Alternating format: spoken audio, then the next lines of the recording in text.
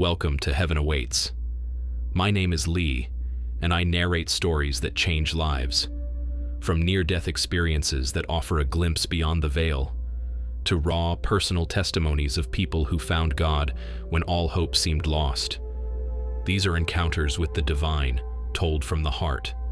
If these stories move you, please like, subscribe, and tap the bell. It's free, and it helps others discover the hope you found.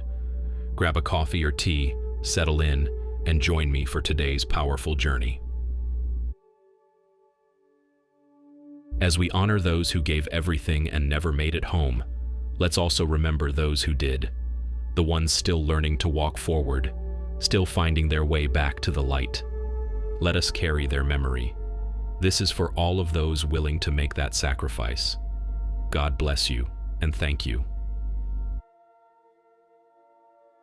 I died on a Tuesday in March, somewhere between Kandahar and nowhere, when the IED turned my world inside out and showed me what lies beyond the veil. My name is Marcus, and I used to be the kind of soldier who carried a Bible in my breast pocket and led prayer circles before missions. I was raised Catholic in San Antonio, Texas, where my grandmother's rosary beads clicked through thin walls every night, and Sunday Mass wasn't optional. It was oxygen. When I enlisted, I thought I was answering a calling. I thought God had a plan for me, that my service meant something bigger than myself. That was before Afghanistan. Before I learned that sometimes you have to die to truly live. The morning it happened, I'd prayed like always. Keep us safe today, Lord. Bring us all home.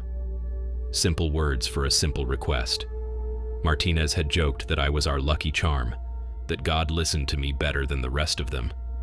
We'd been through 15 months of firefights and IEDs and close calls that should have killed us all. But we'd made it through because I was talking to the man upstairs, or so I believed. The convoy was routine. Supplies to Forward Operating Base Chapman, a route we'd run dozens of times. Martinez was driving, humming some song his daughter back home had taught him. Johnson was talking about anniversary plans. I was watching the desert roll by and thinking about my sister's wedding next month. Then the world exploded. The blast lifted our Humvee 3 feet in the air and dropped it on its side. But what happened next, what happened to me, changed everything I thought I knew about life, death, and what comes after.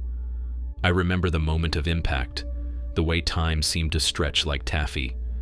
I remember feeling my body lift from the seat, weightless, watching pieces of metal and glass dance around me in slow motion. Then came the pain, a crushing, all-consuming fire that started in my chest and spread outward like spilled gasoline meeting a match. And then, suddenly, there was no pain at all. I was floating above the wreckage, looking down at 3 broken bodies in the twisted metal of our vehicle. One of them was mine. My chest was caved in, blood pooling beneath me, my eyes staring at nothing. Martinez wasn't moving either. The steering wheel had crushed him instantly. Johnson was screaming, his legs gone below the knee, but he was alive. I should have been terrified. I should have been fighting to get back to my body, clawing my way back to life. Instead, I felt the most profound peace I'd ever experienced, like coming home after a lifetime of being lost. That's when I saw him. Martinez was standing beside me, but not the broken Martinez from the wreckage below. This was Martinez whole and healthy, grinning that same crooked grin he'd worn when he showed me pictures of his daughter. He looked younger somehow. The stress lines around his eyes smoothed away.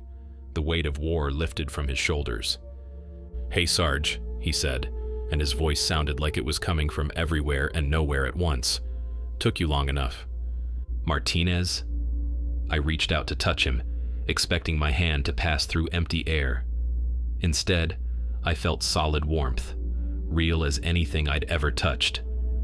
Are we dead?"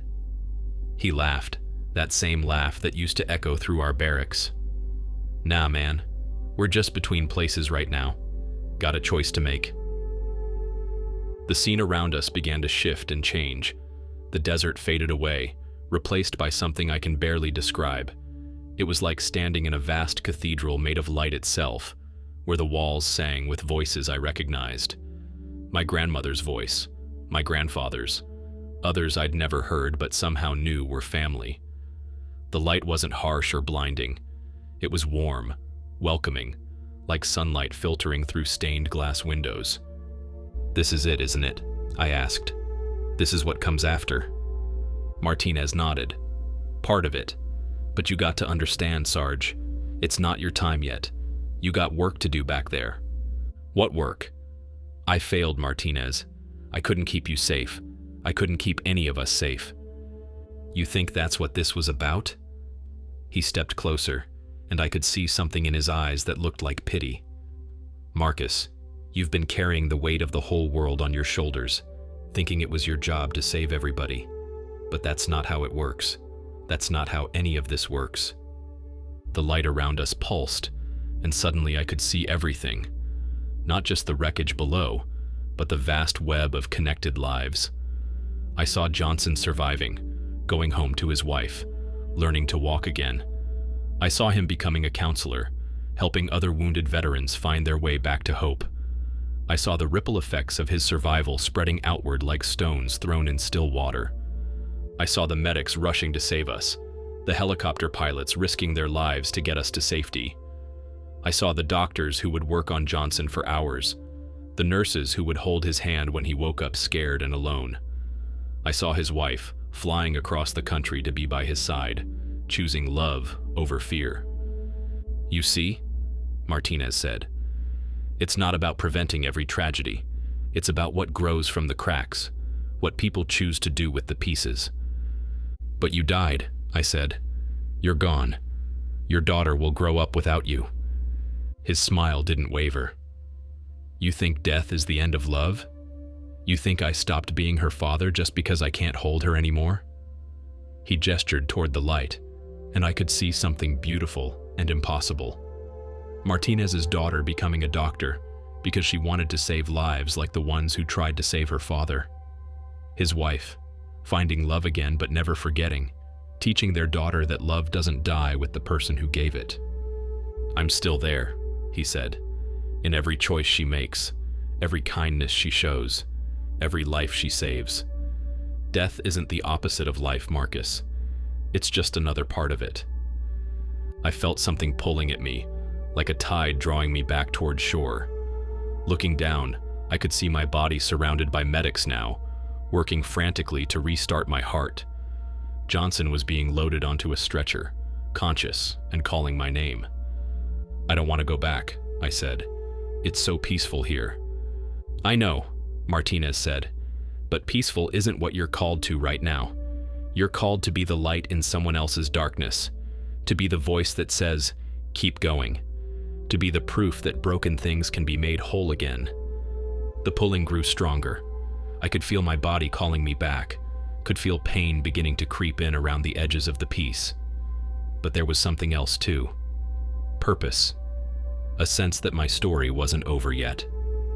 "Will I see you again?" I asked. Martinez grinned. "Brother, I'm not going anywhere. I'll be right there with you, every step of the way. You just won't see me like this until it's really your time." The light began to fade, and I felt myself falling back toward my body, back toward pain and questions, and the long road of healing ahead. But as I fell, I heard something that made me smile. Singing. The same kind of singing I'd heard in the mountains of Afghanistan. Voices raised in hope despite the darkness.